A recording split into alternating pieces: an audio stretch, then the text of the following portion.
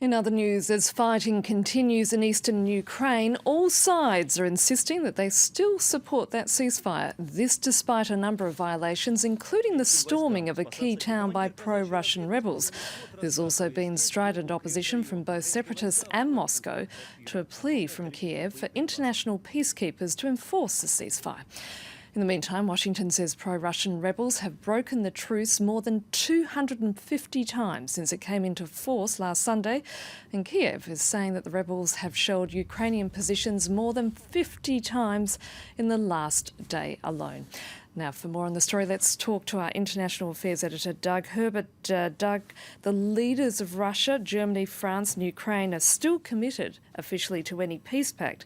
But do any of them actually still believe in it at this point? Yeah, you very rightfully used the word officially in there because everyone, it's correct in that everyone's paying lip service to the fact that on paper at least, they are still trying to make sure that the terms and provisions of the Minsk Accord signed last week are respected.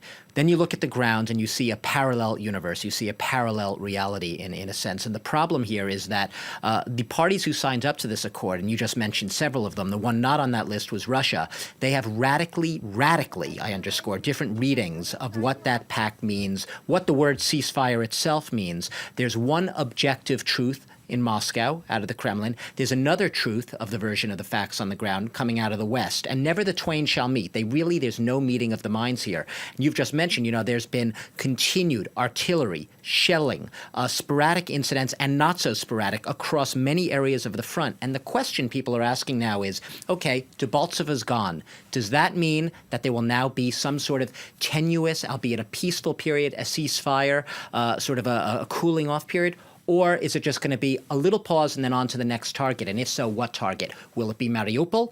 Will it be another town, maybe Kharkiv? Will it be a town that we never heard of? Because remember, a couple of months ago, if I had said to you, what's Debaltseva, you and much of the world would have said, no idea. No one knew where it was. Now it's all we talk about.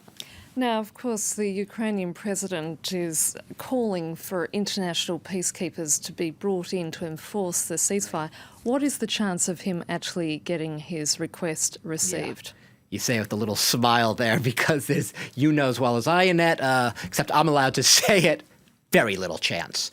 The problem with the peacekeepers is and it's not the minor problem, it is the obstacle of the UN Security Council and one particular member of it being Russia.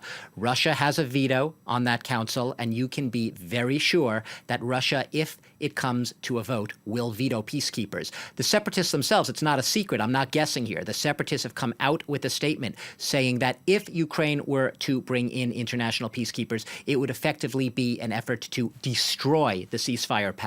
Now, that might sound like intuitive, counter-logical to people trying to observing this pact, but from Russia's point of view, any violation so far is Kiev's fault. The onus is on the government in Kiev to respect it, and that there's no mention of peacekeepers in the pact. What there is a mention of is OSCE monitors. They're the ones supposed to enforce it. I'll leave you with this thought. The problem is those monitors, as we've been reporting, have been unable to get to the places where there are reports of fighting. They have been able to get to the places where there's no fighting. Debaltseva is one of the key places they have not been able to have access to. They've been ineffective on the ground so far as enforcers of this ceasefire. Doug Herbert, we're going to have to leave it there. Thank you so much.